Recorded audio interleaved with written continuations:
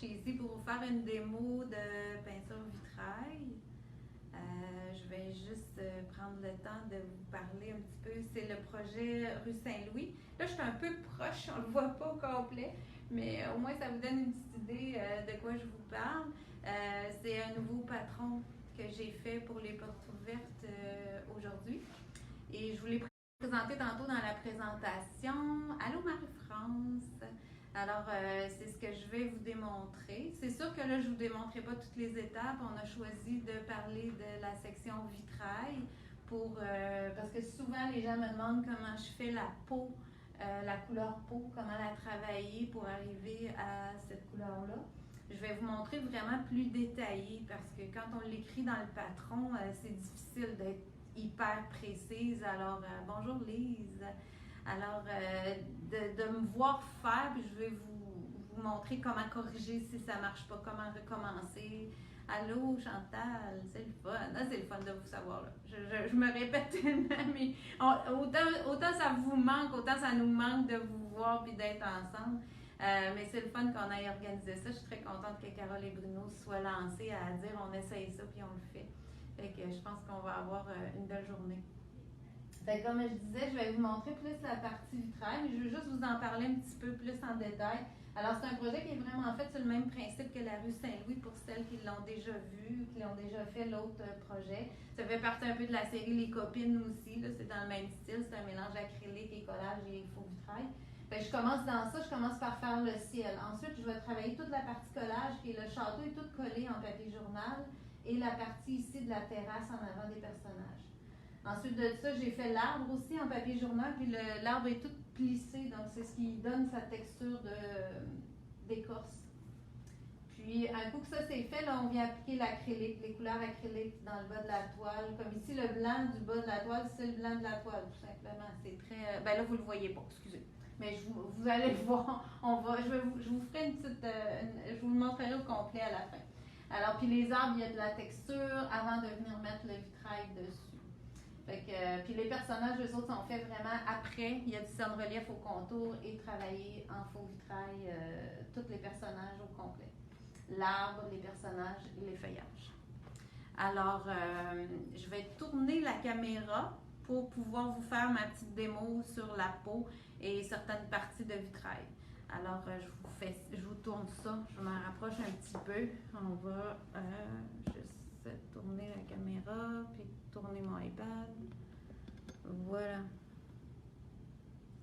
Fait qu'on est toutes chez Pinceau aujourd'hui pour vous montrer ça. Fait que là, vous voyez un petit peu, j'ai préparé une toile où il y avait déjà, j'avais déjà fait un test avec du collage et mon ciel que j'ai pour pouvoir le filmer. Alors, j'ai fait j'avais déjà une toile qui avait ça dessus. Fait que j'ai simplement rajouté les deux personnages, le personnage féminin et la petite fille, pour vous faire la démo de la peau. La façon que je fonctionne aussi, comme il y a du collage, moi, j'aime bien voir le journal à travers. Donc, c'est sûr que je ne refais pas tout en blanc. Comme vous voyez, là, le personnage féminin, on voit encore le ciel à travers. Je le laisse. Dans la petite fille aussi, il y a du journal dedans. Je vais juste vous montrer l'étape. Si vous regardez comme dans le patron, quand vous recevez, probablement les patrons, j'ai beaucoup de photos aussi dans les patrons. Fait que ça, soyez rassurés que quand vous recevez le patron, vous avez vraiment un guide là, de étape par étape de chacune des parties. Fait que si vous regardez ici sur la photo, là, j'étais à cette étape-ci. Fait qu'on voit du journal à travers des personnages, mais je le laisse comme ça. On voit, quand on est proche, on le voit. Puis moi, c'est ce que je trouve intéressant. Alors, le patron s'appelle rue Saint-Louis.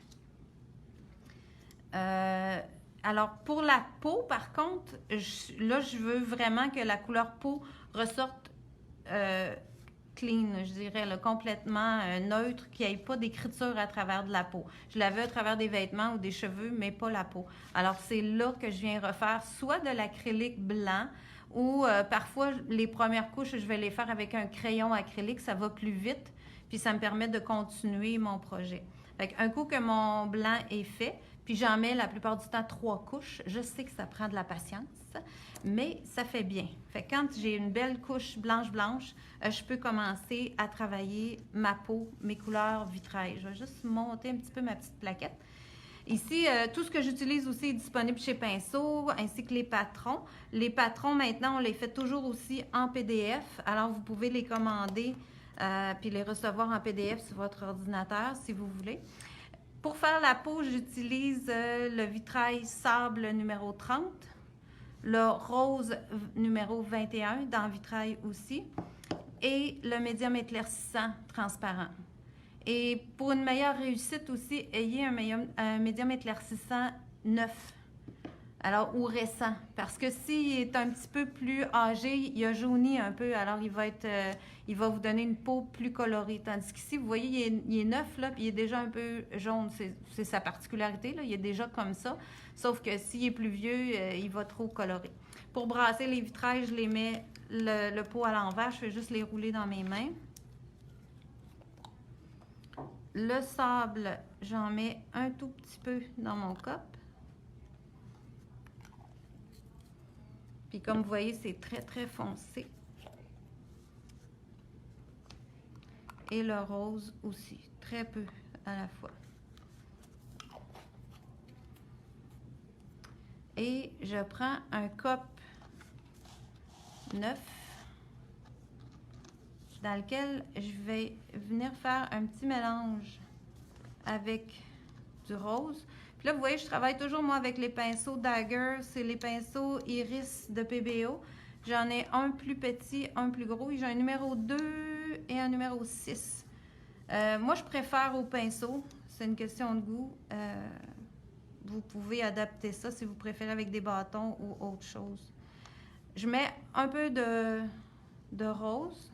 Je vais en ajouter un petit peu dans mon cup. Là, je me mets volontairement sur une surface blanche pour qu'on voit bien le mélange de couleurs. Ensuite, avec le même pinceau, je vais venir rajouter du sable dans ce rose-là. Mon but, c'est d'avoir une couleur qui ressemble à terre de sienne brûlée. Pour ceux qui travaillent déjà à l'acrylique, c'est une couleur d'acrylique. Et souvent, à l'acrylique, quand on mélange terre de sienne brûlée avec du blanc, on va arriver à une très belle couleur peau. Alors ça, c'est mon objectif. Fait que là, je pense que je suis pas mal dedans. J'ai une couleur très foncée, bien sûr, parce que je n'ai pas dilué avec le médium, mais j'en ai pas fait une quantité astronomique. Si vous remplissez un cup, vous mettez... Si on mélange les deux couleurs directement en versant des pots, on en fait beaucoup trop. Vous allez voir, vous n'en avez vraiment pas besoin beaucoup. Là, je vais rincer mon pinceau avec la Taltine sans odeur et éponger. Moi, les pinceaux Dagger, quand je travaille au vitrail, je fais toujours ça. Je vais venir le pincer, le pinceau, entre mes deux doigts pour qu'il reste très plat, très lisse, puis que sa pointe reste en pointe. Alors, à ce moment-là, ça travaille mieux. Je vais aller faire le haut ici du visage. Ce que je commence par faire, c'est que je prends le médium éclaircissant et j'en dépose une petite quantité. Quand je vous dis je dépose, là, c'est que je prends avec mon pinceau, je dépose, puis je pousse la peinture. Je tapote pas. Je vais juste la pousser. Là, je ne sais pas si vous pouvez voir ce détail-là, mais c'est pas rempli, là. Ma surface n'est pas lisse. On voit un peu de texture dedans. C'est-à-dire, quand je donne un coup de pinceau, ça reste ouvert. C'est pas plein. C'est juste pour me faire un premier fond.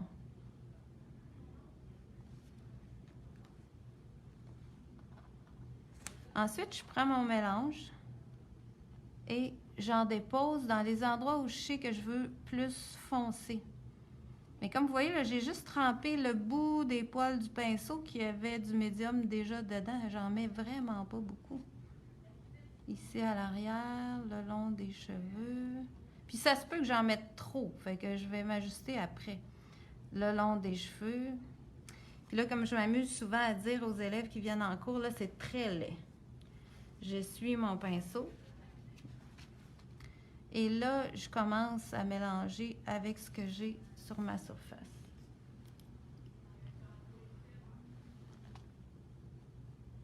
Puis là, on voit encore une fois que j'ai pas assez de médium. Vous voyez, je donne mes coups de pinceau et toutes les marques de pinceau restent. Puis là, c'est encore plus laid que c'était. Mais c'est normal, là. On s'inquiète pas avec ça. Je vais juste intégrer les deux couleurs ensemble. Bon, OK. Je travaille assez rapidement pour pas que ça fige. Mais là, je vois plein de coups de pinceau, plein de... C'est pas égal, elle a pas la peau lisse. Elle est même un peu trop foncée. Mais comme j'ai pas assez de produit pour que la surface se lisse d'elle-même, je vais en rajouter cette fois-ci avec le médium pour aller éclaircir du côté lumière et combler la surface pour que ça devienne lisse.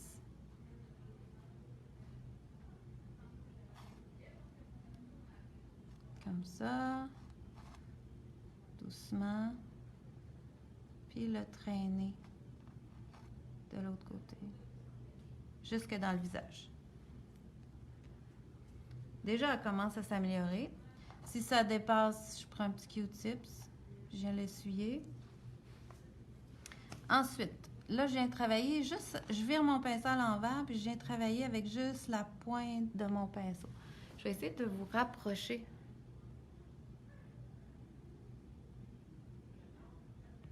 Voilà. Puis là, je suis comme en surface de la peinture, c'est-à-dire que je frotte pas au fond comme ça. Je vais vraiment aller juste en surface pour faire décoller ce qui est plus foncé un peu sans l'amener trop loin. Parce que je veux garder l'épaule plus en lumière en avant et garder mon ombrage au fond. Tranquillement. C'est la partie la plus... que moi, je travaille le plus dans ces toiles-là. Fait qu'il faut un petit peu développer sa patience pour aller tranquillement et avoir assez de produits pour que ça se promène tout seul. Vous voyez, je le brasse pas beaucoup, là, puis la surface s'égalise parce que j'ai assez de produits. Si c'est gommant, vous n'avez pas assez de produits. Vous n'avez pas assez de médium éclaircissant sur votre section.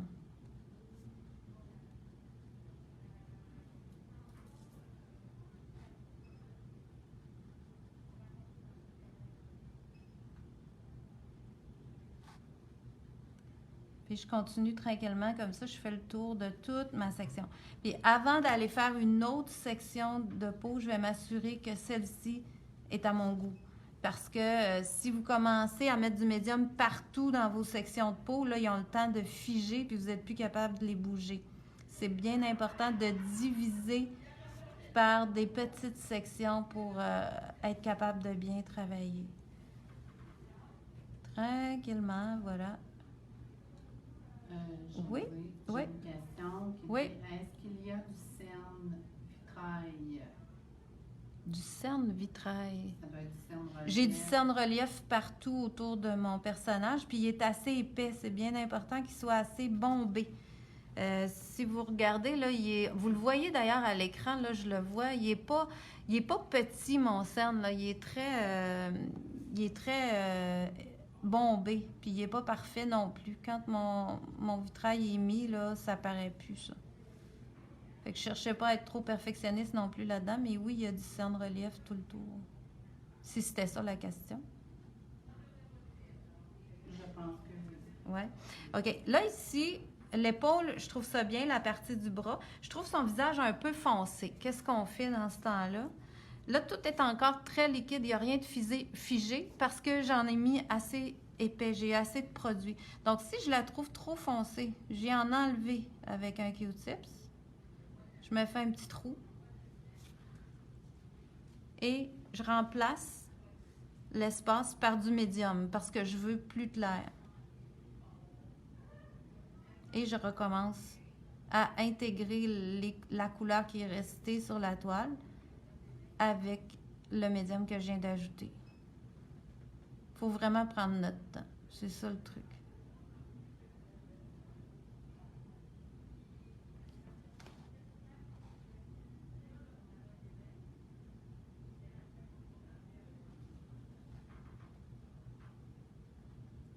Bon, voilà. Fait que là, le visage un petit peu plus clair que tout à l'heure, ce qui, pour moi, est très bien.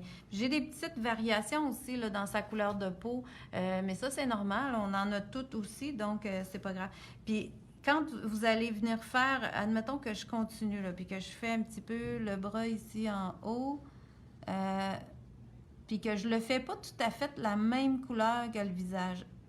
Tant qu'à moi, là, c'est pas très grave parce que c'est rare. Si vous mettez votre main à côté de votre visage, vous avez probablement pas tout à fait la même intensité de couleur. C'est rare qu'on a la peau toute égale partout sur le corps.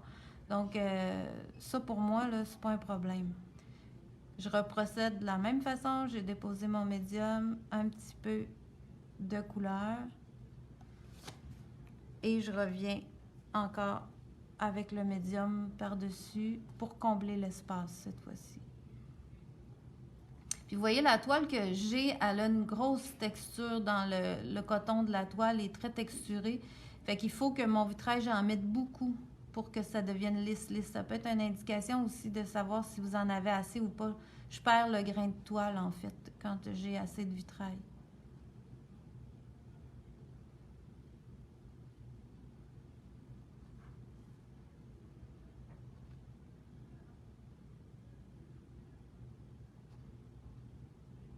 Fait que ça, dans tous les personnages que j'ai fait dans toutes mes toiles, c'est toujours comme ça que j'ai fait la peau.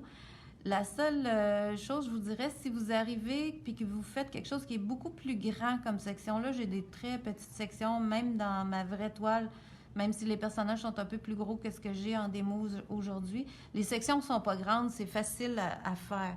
Si vous avez, il y a un patron que j'avais fait que les personnages étaient très gros sur la toile et ça faisait des très grandes sections. À ce moment-là, je m'étais préparé un mélange avec du médium éclaircissant à l'avance pour m'aider à faire ma peau. Mais sinon, là, c'est très bien comme ça. Fait que c'est pas mal ça pour la peau. Je sais pas combien de temps qu'on a de fit. Peux-tu me dire, il est quelle heure? On a 17 minutes de fit. Il nous reste moins d'une demi-heure. Moins d'une demi-heure. Parfait. Alors, il y a quelqu'un qui demande, la vidéo sera-t-elle disponible au complet après? OK. Ben, oui, la vidéo va être disponible sur la page de Pinceau sur Facebook. Et Bruno les met toutes aussi sur la page de YouTube. Alors, c'est facile d'aller les revoir aussi. Moi, je trouve que c'est facile de les trouver sur YouTube.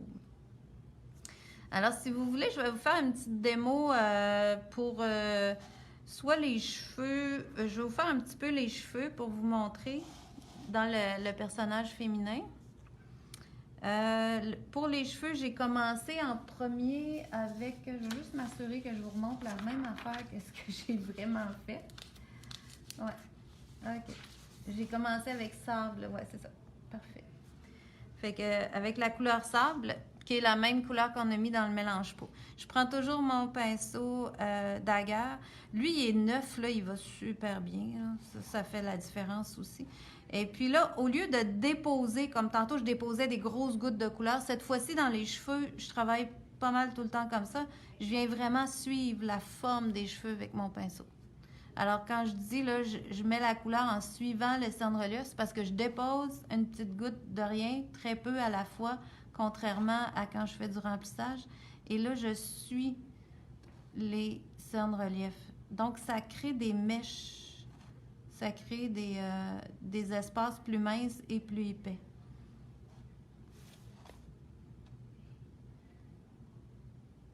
Ça me donne déjà des intensités différentes.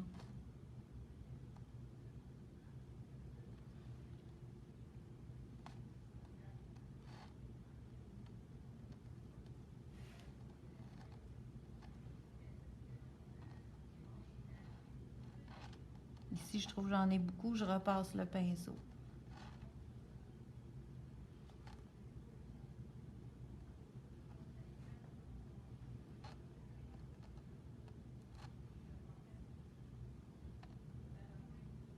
Si je travaille avec la pointe de mon dagger, là, ça fait très fin aussi comme ligne, c'est parfait. C'est pour ça aussi que j'aime bien ces pinceaux-là pour le vitrail.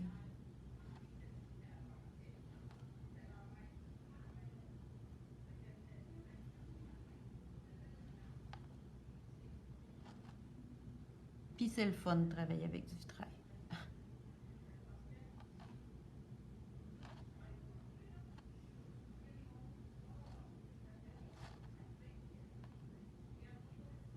Comme ça.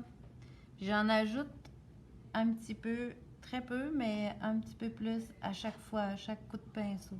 Je cherche pas nécessairement à remplir parce que c'est ma première couleur. Je vais mettre après une autre couleur par-dessus ça.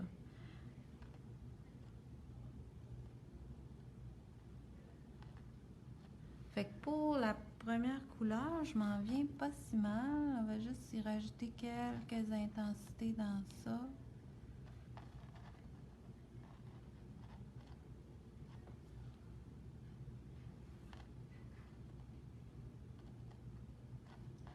J'ai quelqu'un qui me pose la grosseur des daggers, c'est un... Celui-là que j'ai présentement, c'est un numéro 6. Et j'utilise beaucoup le 2 aussi, qui est plus petit pour les petits endroits, les petites sections. Quelqu'un pose la question, la grosseur des pinceaux. Alors, c'est un numéro 2 et un numéro 6. Qu'on vend ici chez Pinceau, bien sûr, que vous pouvez commander et recevoir. Alors, pour la première étape des cheveux, c'est ça que j'ai fait. Là, il y a beaucoup de reflets de lumière, mais là, vous voyez, j'ai quand même des espaces encore libres. Et il y a des espaces plus foncés, des espaces plus clairs. Puis là, je vais le laisser figer un peu. Quand je dis figer, ça veut dire qu'il va devenir collant, puis il va moins bouger. Là, il est très liquide. Si je bouge ma toile, il va même couler un peu, même si j'en ai pas beaucoup. Donc, je vais le laisser figer un peu, puis ensuite, je vais revenir avec la couleur jaune. Jaune 14. Donc là, je vais aller avec la petite fille, si vous voulez, pour vous montrer un peu les couleurs que j'ai mis, puis ça va me faire vous montrer comment je travaille avec le prisme aussi. La petite fille est faite. Je vais vous la montrer sur la page ici. C'est ça. Ici, vous voyez, la jupe est transparente. Alors, pour donner l'effet de transparence avec un prisme, comment j'ai fait ça. Puis la boucle est remplie. Alors, je vous montre ça.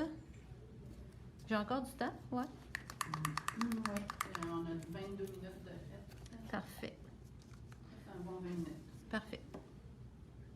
J'ai un 20 minutes pour vous montrer ça. Premièrement, je vais vous dire, le prisme, dans ça, j'ai travaillé avec rouge anglais, numéro 13. J'aime beaucoup cette couleur-là. Vous allez voir, ça fait un magnifique rose un peu corail. Et les moons et les prismes, contrairement au vitrail, vous ne pouvez pas juste les rouler dans vos mains.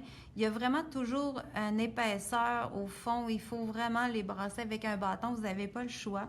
Ça fait partie de la caractéristique des peintures. Pensez pas que votre peinture n'est pas bonne quand vous avez un dépôt au fond. Il faut juste prendre le temps de le brasser avec un bâton comme il faut. Si ça fait vraiment longtemps que vous ne l'avez pas utilisé, ça se peut même que vous ayez à brasser beaucoup plus longtemps. Fait que ça, c'est le rouge anglais.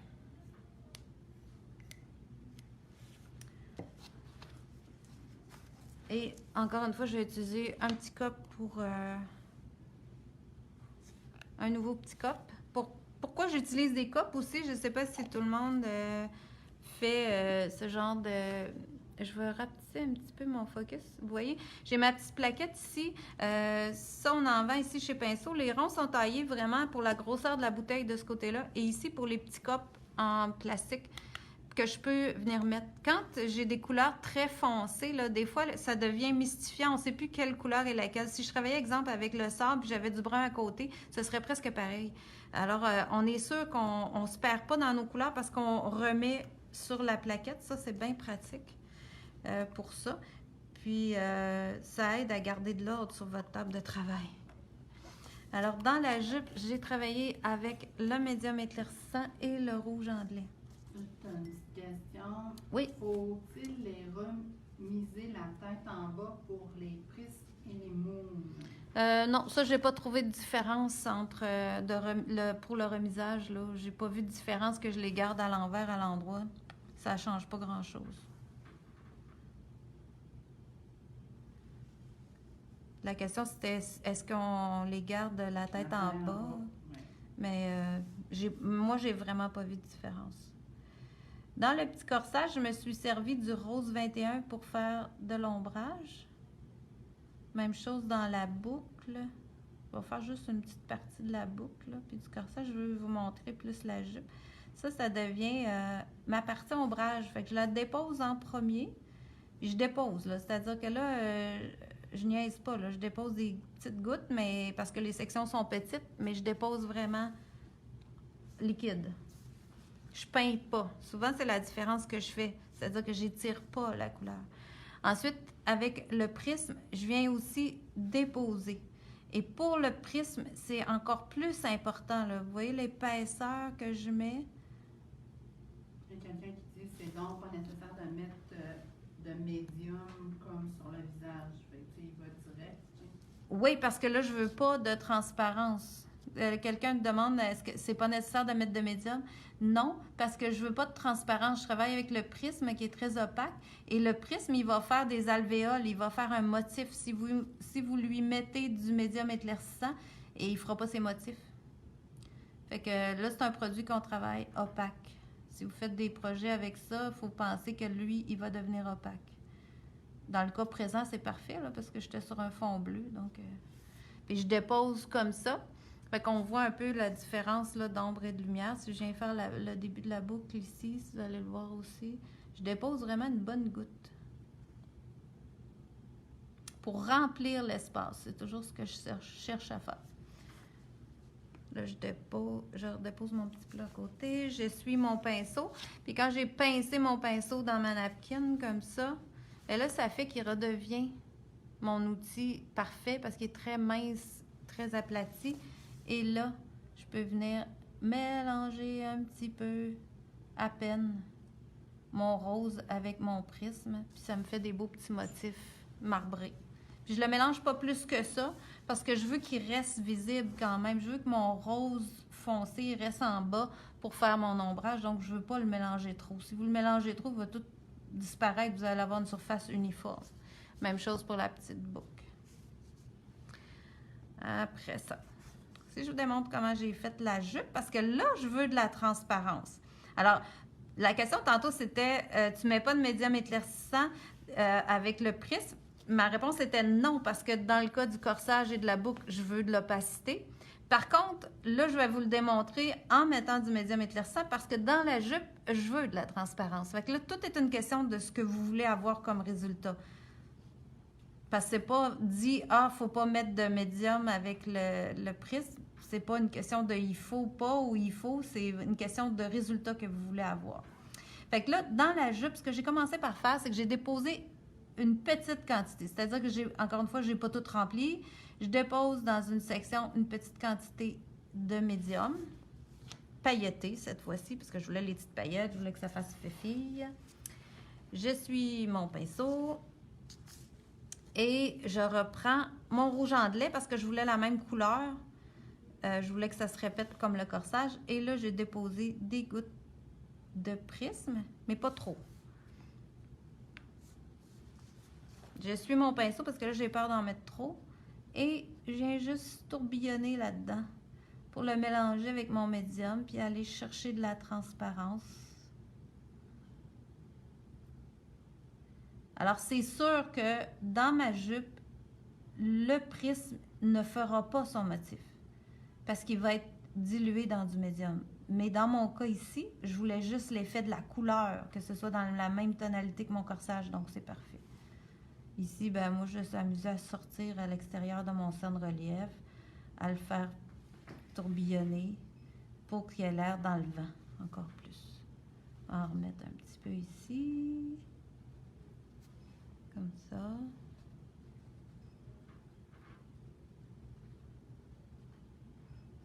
Puis ici, au bord de la boucle, ben, je suis allée chercher un petit peu plus opaque pour que ça fasse un petit peu plus foncé.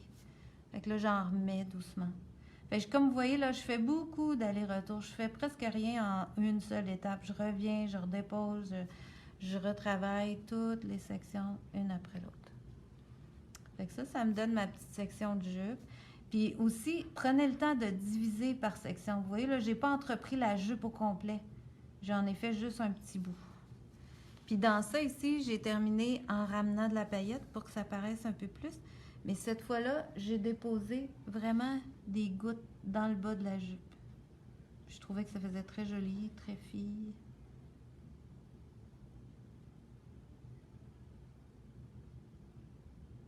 Et voilà.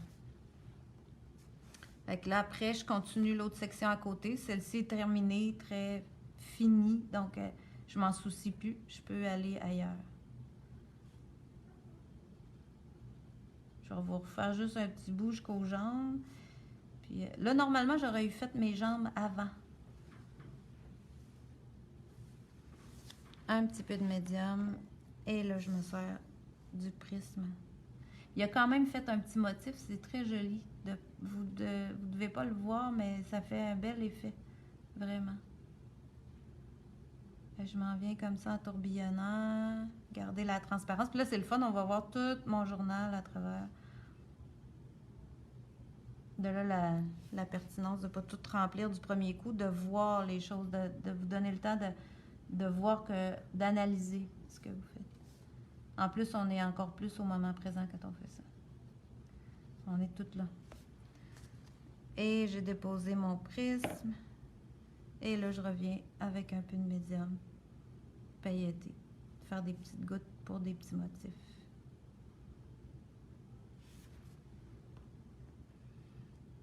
Et voilà. Puis là, j'ai une petite goutte un peu à côté. Vous pouvez la ramasser avec un Q-tip. Si ça ne fait pas, ben vous mettez un peu de Taltine. De toute façon, moi, dans le projet, quand je fais ça, mon fond, ma partie acrylique, c'est-à-dire mon fond d'acrylique de ciel et mon collage, mon acrylique est tout fini et je le vernis avant de faire le vitrail. Fait que ça m'aide aussi. Si je fais des erreurs dans mon vitrail, eh bien, j'ai pas de problème à essuyer parce que mon fond est verni. Donc, je peux le faire facilement. Je peux même mettre un petit peu de Taltine si ça a figé un peu. Je vais juste vous finir un petit peu une deuxième étape pour les cheveux. Là, j'ai utilisé le jaune numéro 14. Je vais juste vous montrer, quand j'ajoute ça, ben, ça lui redonne une autre intensité des reflets.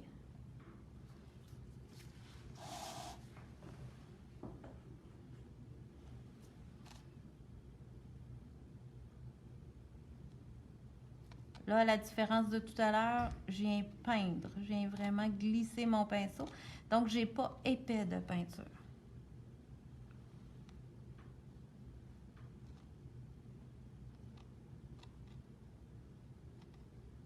Puis, j'en mets pas partout non plus. Je fais juste comme aller dans les sections qui n'ont pas déjà de couleur. Et j'avance un peu comme ça.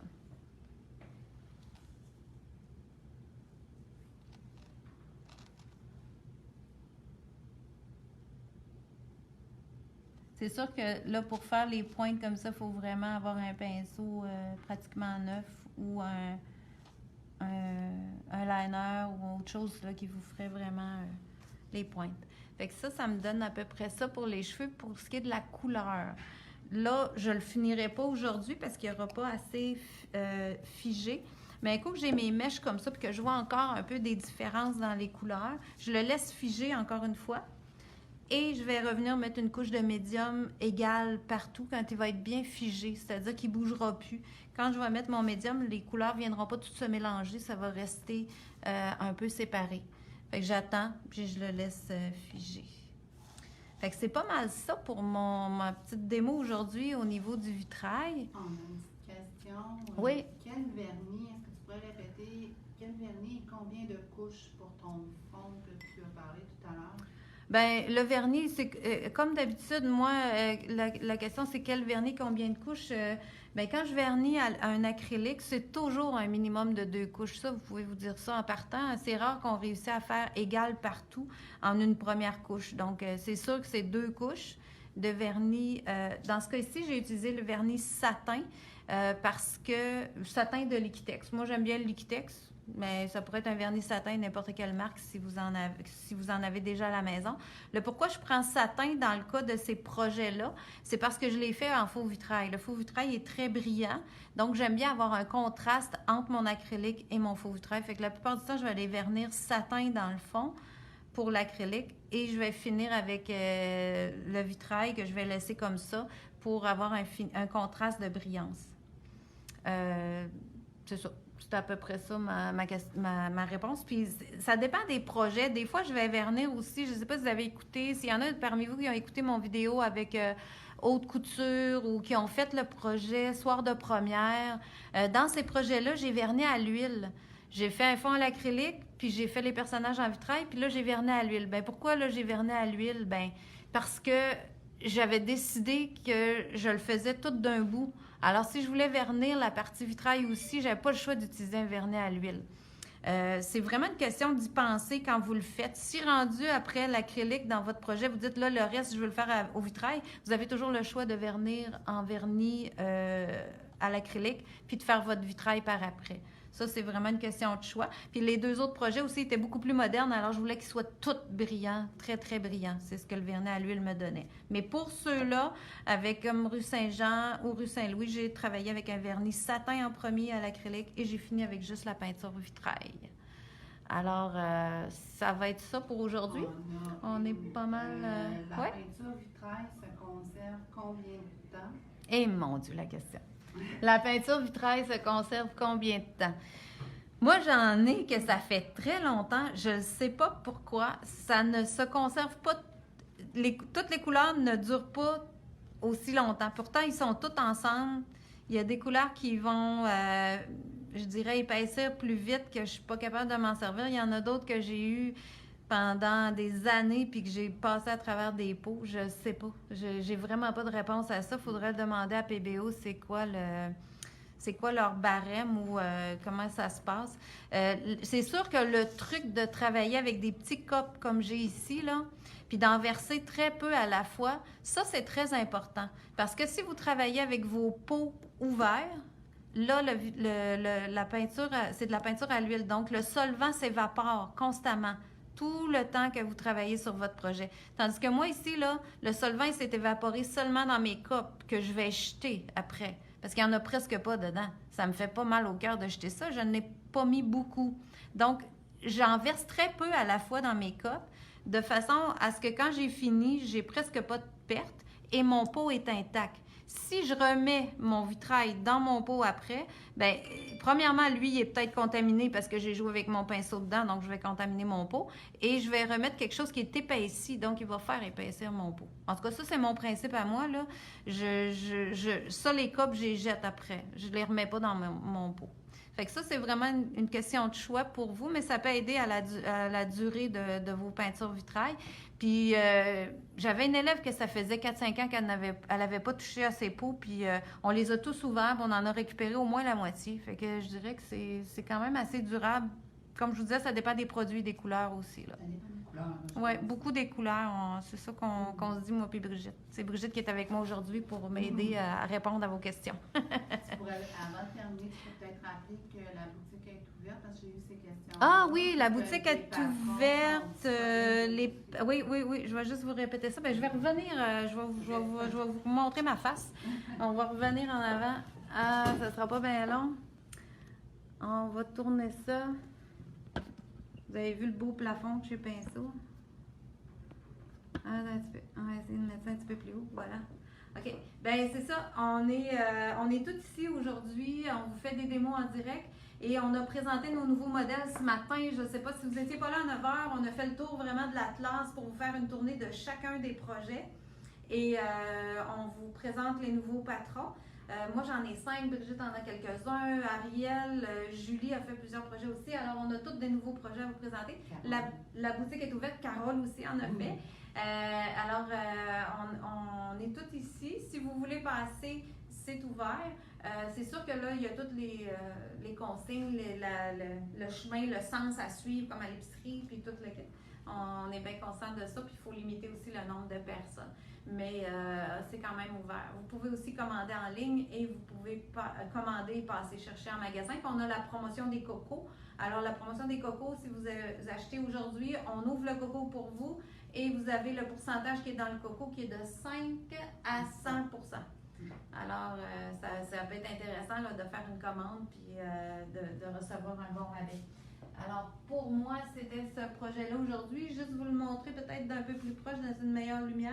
Fait que vous voyez, là, la petite fille, c'est très transparent. C'est ça que je vous montrais. Puis vous avez là, la texture dans l'arbre que je vous ai parlé au début, les prismes dans la chemise et la jupe de personnage. Puis vous voyez là, les cheveux sont tous quand même une surface égale avec des nuances à l'intérieur. Fait que c'est ça que l'autre va faire aussi. Il me manque juste la dernière couche de médium éclaircissant. Puis vous avez le château avec le ciel et l'arbre.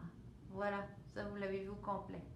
Alors ça s'appelle En passant par la rue Saint-Louis, ce qui peut super bien accompagner la rue Saint-Jean pour celles qui l'ont déjà fait.